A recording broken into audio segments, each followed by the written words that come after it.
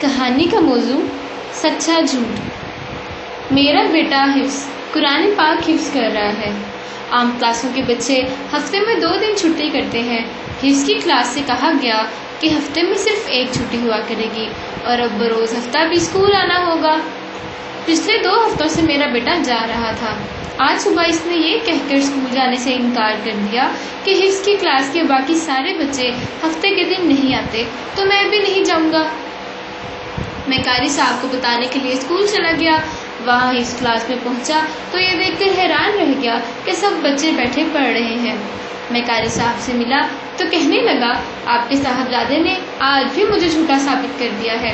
میں نے حیران ہو کر کہا، وہ کیسے؟ میرا خیال تو یہ ہے کہ اس نے جھوٹ بول کر چھٹی کی۔